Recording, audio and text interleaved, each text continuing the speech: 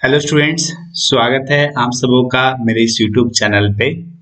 तो आज के इस वीडियो में मैं आप लोगों को गेट 2021 जो जिसका कि एग्जाम रिसेंट में हुआ है उसका मैं एक क्वेश्चन डिस्कस करूंगा। और ये क्वेश्चन बेसिकली किसका है, कौन से सब्जेक्ट का है? तो ये बेसिकली एनालॉग इलेक्ट्रॉनिक्स का है। ठीक है, मतलब इलेक्ट्रॉनिक्स पेपर से ये क्वेश्चन लिया गया है। ठीक है, लेकिन ये क्वेश्चन एनालॉग का तो है, बट इस क्वेश्चन को हम लोग नेटवर्क थ्योरी से कितना आसानी से सॉल्व करते हैं ये मैं आप लोग को दिखाऊंगा। ठीक है, बेसिकली बहुत सारे स्टूडेंट्स लोग ऐसे होते हैं जब भी ट्रांजिस्टर देखते हैं या एनालॉग का क्वेश्चन देखते हैं तो घबरा जाते हैं, है ना। डर लग जाता है कि पता नहीं ये क्वेश्चन सॉल्व हो पाएगा कि नहीं हो पाएगा। लोग बहुत कुछ सोचने लग जाते हैं क्वेश्चन के पीछे।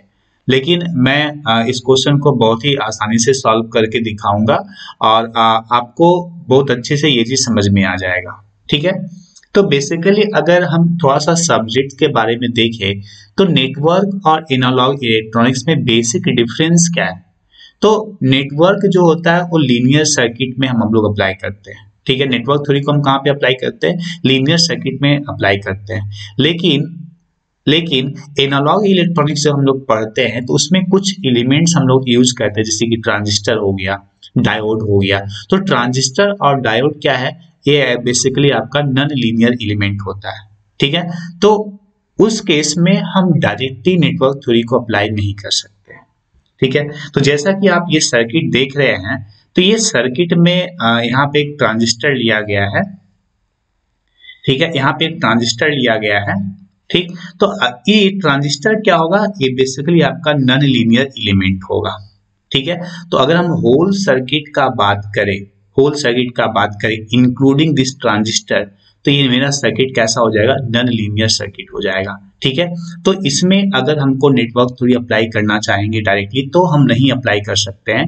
उसके लिए हम पार्ट वाइज पार्टीशन कर सकते हैं, जिसको कि लीनियराइजेशन बोल सकते हैं। कि लीनियराइजेशन हम लोग कर सकते हैं, उसके बाद नेटवर्क थ्योरी को अप्लाई कर सकते हैं। मतलब अगर सपोज ये एलिमेंट का हम बात करते हैं, ठीक है, तो ये एलिमेंट आपका रेसिस्टर है, तो रेसिस्टर आपका एक लीनियर एलिमेंट होता है, तो यहाँ पे नेटवर्क थ्योरी अप्लाई कर सकते हैं।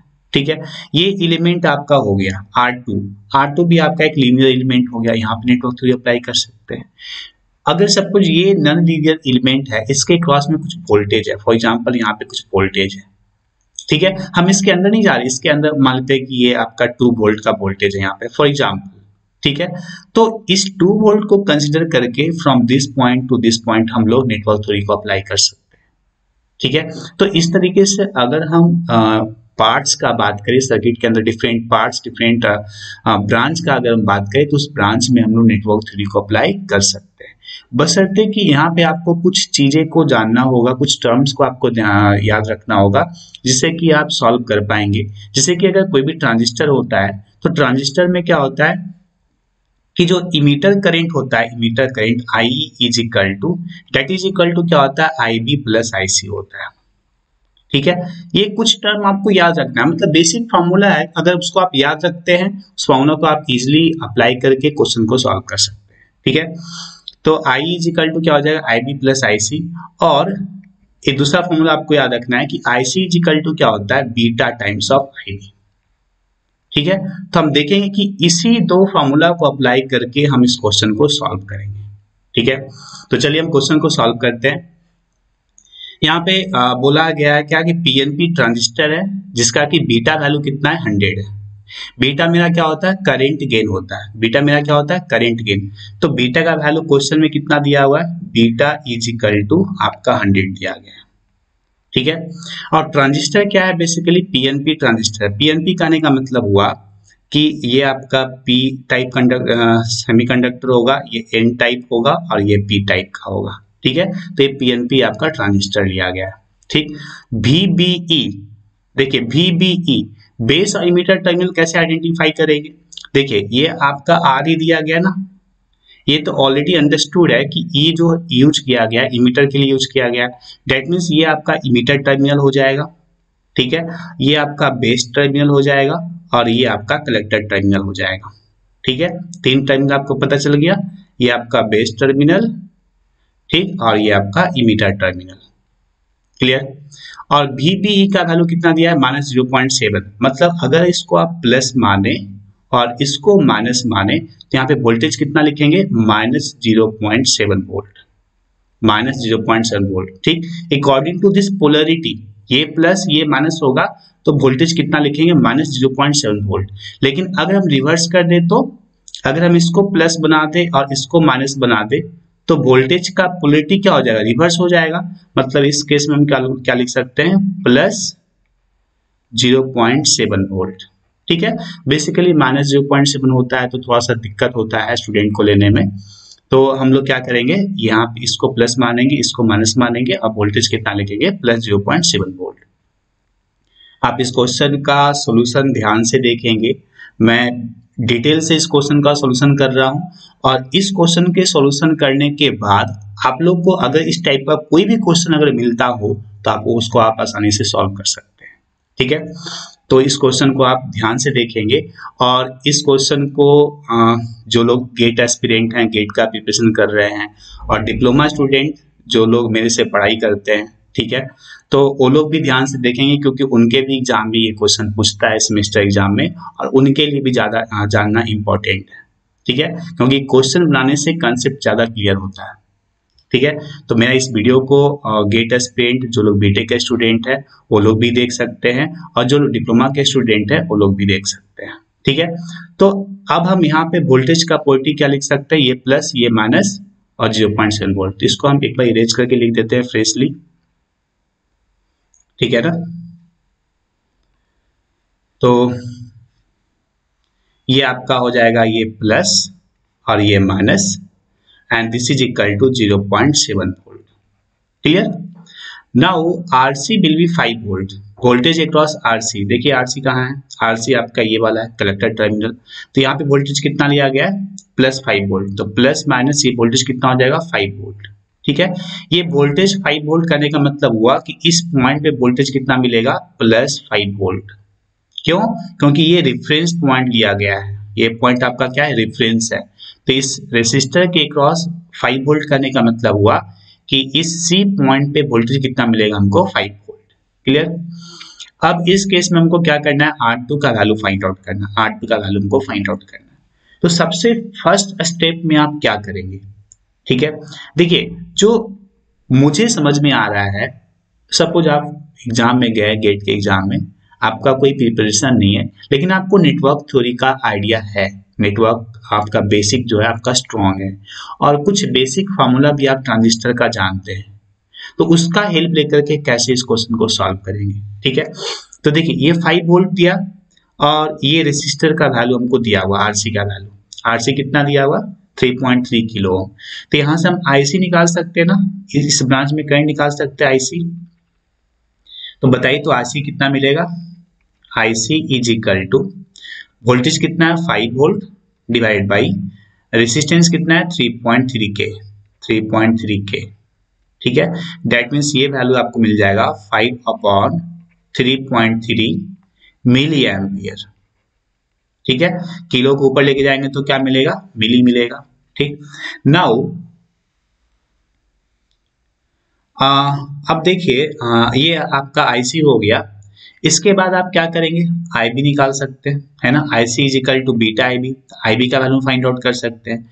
Therefore IB is equal to कितना हो जाएगा, IB is equal to IC upon beta, IB is equal to कितना हो जाएगा, आईसी अपॉन बीटा, आईसी का वैल्यू पुट कर दीजिए 5/3.3, ठीक है, इनटू 1 बीटा, बीटा का वैल्यू कितना है 100, तो ये आपका 100 हो जाएगा, इतना मिली एम्पियर। क्लियर, आईबी मिल गया। अब देखिए आईबी निकल चुका है, आईसी निकल चुका है, तो आईई निकाल सकते हैं। देखिए आईबी कौन सा होगा करंट, ये वाला करंट आईबी हो गया।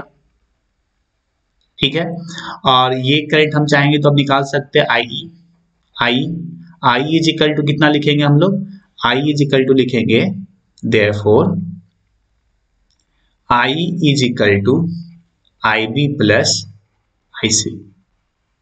ठीक है, तो यहां से कितना मिल जाएगा, आई बी इक्वल टू मिल जाएगा हमको कितना 5/3.3 इंटू 1/100 प्लस आईसी कितना मिलेगा 5/3.3 ठीक है, इतना मिली एम्पियर।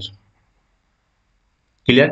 इसको सॉल्व करेंगे तो आपको मिल जाएगा 5/3.3 कॉमन हो जाएगा और 1/100 plus 1 milli ampere that is equal to कितना मिल जाएगा हमको 5/3.3 इंटू यहाँ पे एलसीएम लेंगे तो कितना आ जाएगा 101/100 मिली एम्पियर। ठीक है, इसको जब हम लोग कैलकुलेट करेंगे तो आई का जो वैल्यू मिलेगा, कैलकुलेटर से कैलकुलेट कर सकते हैं इसको, 5/3.3 इंटू 101/100। ठीक है, ये आपको मिल जाएगा I is equal to 1.53 milli ampere. Clear? अब देखिए आई अगर मिल चुका है हमको तो हम क्या कर सकते हैं, आर ई हमको मालूम है, आर ई हमको मालूम है तो हम इस आर ई के क्रॉस में वोल्टेज फाइंड आउट कर सकते हैं, है ना। इसके क्रॉस में क्या कर सकते हैं, वोल्टेज को फाइंड आउट कर सकते हैं। तो वोल्टेज अक्रॉस आर ई कितना होगा, voltage across R E that is equal to I E into R E. ठीक है, आई का वैल्यू कितना है 1.53 इंटू आर ई का वैल्यू कितना है 1.2। देखिए ये किलो में है, ये आपका मिली में, दोनों कैंसिल आउट हो जाएगा। ठीक है, ये कितना मिलेगा हमको वैल्यू, ये वैल्यू मिल जाएगा 1.53 इंटू 1.2, ये वैल्यू आपको मिल जाएगा 1.836 वोल्ट। ठीक है, अब देखिए हम क्यों फाइंड आउट किए, बेसिकली इस वोल्टेज को क्यों फाइंड आउट किए। देखिए हमको R2 फाइंड आउट करना है, हमको क्या फाइंड आउट करना है, R2 का वैल्यू फाइंड आउट करना है। तो अगर हम इस पॉइंट पे वोल्टेज फाइंड आउट कर ले, इस पॉइंट पे वोल्टेज फाइंड आउट कर ले, ध्यान देंगे बेस टर्मिनल पे वोल्टेज अगर हम फाइंड आउट कर ले और इस ब्रांच में करंट फाइंड आउट कर ले, ठीक है, तो वोल्टेज बाई करंट का वैल्यू क्या मिल जाएगा, रेसिस्टेंस मिल जाएगा। ठीक, तो इस पॉइंट पे वोल्टेज फाइंड आउट करने के लिए हमको इसके क्रॉस में वोल्टेज फाइंड आउट करना इंपॉर्टेंट है। क्यों? क्योंकि this voltage plus this voltage दोनों को मिलाएंगे 0.7 और प्लस वोल्टेज अक्रॉस आर ई, तो हमको इस दो पॉइंट के बीच में वोल्टेज मिल जाएगा, ये दोनों पॉइंट के बीच में वोल्टेज मिल जाएगा। ठीक है, और अगर हम देखें तो ये जो 12 वोल्ट का वोल्टेज सोर्स है ये इस दो पॉइंट के बीच में कनेक्टेड है, और ये वाला पॉइंट और ये वाला पॉइंट दोनों सेम पॉइंट है ना। मतलब यहाँ पे भी वोल्टेज आपको कितना मिलेगा, यहाँ पे वोल्टेज आपको मिलेगा +12 वोल्ट। ठीक, तो देखिए इसके क्रॉस में वोल्टेज हम निकाल चुके हैं, इसके क्रॉस में वोल्टेज हम लोग निकाल चुके हैं by adding voltage drop across R E plus 0.7। ठीक है, तो निकाल लीजिए, तो यहाँ पे इसके क्रॉस वोल्टेज करने का मतलब वोल्टेज अक्रॉस R1, तो VR1 कितना मिल जाएगा हमको, VR1 is equal to VRE plus, देखिए पोलरिटी को ध्यान से देखिए, let me change the colour, red. ठीक है, देखिए आई जो करंट इंटर कर रहा है यहां से, ठीक है, मतलब ये प्लस होगा और ये माइनस होगा। ठीक है, इसके बाद ये 0.7 पोलरिटी लिए, ये क्या है प्लस है और ये क्या है माइनस है, तो प्लस माइनस दोनों क्या एडिटिव पोलरिटी, क्या दोनों वोल्टेज क्या हो जाएगा, ऐड हो जाएगा। That means VR1 is equal to क्या मिलेगा, VRE प्लस 0.7। ठीक, तो ये कितना हो जाएगा 1.836 प्लस 0.7, तो 8 प्लस 7 कितना हो जाएगा 15, तो 2.536 वोल्ट। क्लियर, तो वोल्टेज अक्रॉस R1 मिल गया हमको कितना 2.536 वोल्ट। इसके साथ साथ हम लोग क्या कर सकते हैं, वोल्टेज अक्रॉस R2 निकाल सकते हैं और करंट थ्रू R1 भी निकाल सकते हैं, है ना, दोनों चीज निकल जाएगा। इसके अक्रॉस वोल्टेज हमको मालूम है, रेसिस्टेंस मालूम है, तो यहाँ से करंट निकाल सकते हैं IR1। ठीक, तो IR1 बताइए कितना होगा,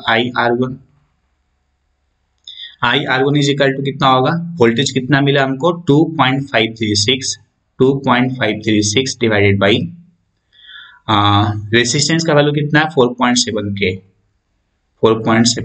इसको कैलकुलेट कर लीजिए कितना मिलता है, 2.536 डिवाइडेड बाई 4.7, ये आपको मिल जाएगा 0.54, तो 0.54 मिली एम्पियर। क्लियर, ये किलो है तो आंसर कितना में आएगा, मिली एम्पियर में आएगा। अब IR1 निकल गया, ठीक।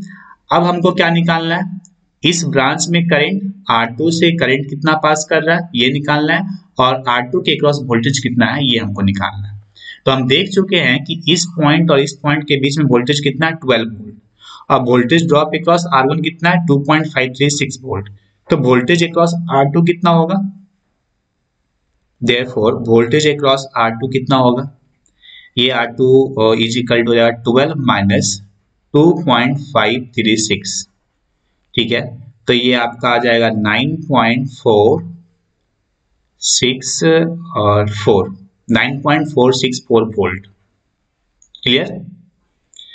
अब हमको करंट निकालना है, तो IB निकाल चुके हैं ऑलरेडी, करंट IB का वैल्यू हम निकाल चुके हैं, ये वैल्यू है, इसको डेसिमल में कैलकुलेट कर लीजिए, कितना आता है 5 डिवाइडेड बाई 3.3 डिवाइडेड बाई 100, ये आपको वैल्यू मिल जाएगा कितना 0.015।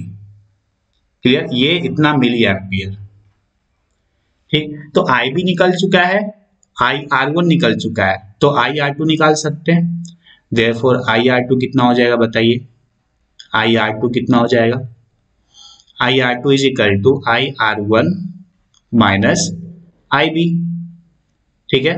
IR1 कितना है 0.54 माइनस 0.015, वैल्यू कितना मिल जाएगा देखिए 0.54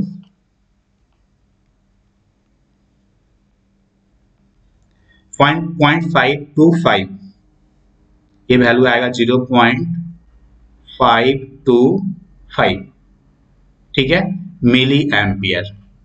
क्लियर। तो IR2 निकल चुका है, IR2 निकल चुका है, VR2 निकल चुका है, तो बताइए R2 का वैल्यू कितना होगा, तो कोई भी बता सकते हैं, R2 का वैल्यू कितना हो जाएगा VR2 अपॉन IR2। VR2 कितना मिला, VR2 आपको मिला 9.464 डिवाइडेड बाई 0.525, ये देखिए मिली एम्पियर है, तो इसका आंसर किस में आएगा, किलो ओम में आएगा, ठीक। कितना आएगा 9.464 डिवाइडेड बाई 0.525, इसका वैल्यू आ जाएगा 18.03 के अप्रॉक्स, मतलब अप्रॉक्सीमेटली इसका वैल्यू कितना आएगा 18 किलो ओम, 18 किलो ओम, यही क्या हो जाएगा आपका आंसर हो जाएगा, ठीक है। तो अब आप बताइए, क्या आपको कहीं पे ऐसा लगा कि हम नेटवर्क थ्योरी के अलावा कुछ और सॉल्व कर रहे हैं, हाँ, एक्सेप्ट दिस फार्मूला, इस फार्मूला को छोड़ करके, ये IC equal to beta IB को छोड़ के बाकी जितने सा जगह पे हम जो भी कैलकुलेशन किए वहां पे हम क्या अप्लाई किए, नेटवर्क थ्योरी अप्लाई किए, ठीक है। तो आप समझ सकते हैं कि ये क्वेश्चन एनालॉग इलेक्ट्रॉनिक्स का है, बट इस क्वेश्चन को हम लोग सॉल्व किए किससे, नेटवर्क थ्योरी का बेसिक कॉन्सेप्ट को अप्लाई करके सॉल्व किए, ठीक है। इसलिए नेटवर्क थ्योरी आपको बहुत ही स्ट्रांग होना चाहिए, उसका बेसिक सारा क्लियर होना चाहिए, तभी जाकर के आप एनालॉग आपका अच्छा हो सकता है, एनालॉग इलेक्ट्रॉनिक्स आप अच्छे से समझ सकते हैं, मतलब इलेक्ट्रॉनिक्स पेपर को आप अच्छे से समझ सकते हैं, ठीक है। और ये क्वेश्चन बेसिकली देखिए गेट में क्वेश्चन पूछा हुआ है, ये नॉर्मल एग्जाम नहीं है, ठीक है, ये गेट का क्वेश्चन है, और इस गेट का क्वेश्चन देखिए कितना आसानी से क्वेश्चन सॉल्व हो गया अगर आपका बेसिक स्ट्रांग है तो, ठीक है। तो मैं आप लोग को जोर एक बात कहना चाहूंगा कि आप लोग जो भी पढ़ते हैं उसमें आप बेसिक को आप ज्यादा फोकस कीजिए, बेसिक को आप जितना से ज्यादा स्ट्रांग बनाएंगे आपके लिए उतना डिफिकल्ट से डिफिकल्ट एग्जाम आपके लिए बहुत ही इजी लगेगा, ठीक है, क्वेश्चन आपको इजीली सॉल्व हो जाएगा, ठीक है। तो अगर ये वीडियो आपको समझ में आया हो, ये क्वेश्चन समझ में आया हो, तो जो इस लेक्चर को लाइक करेंगे, वीडियो को लाइक करेंगे और अपने फ्रेंड्स लोगों के बीच में शेयर करेंगे, और जो नए स्टूडेंट मुझे देख रहे हैं तो जरूर चैनल को सब्सक्राइब कर देंगे, ठीक है। Thank you.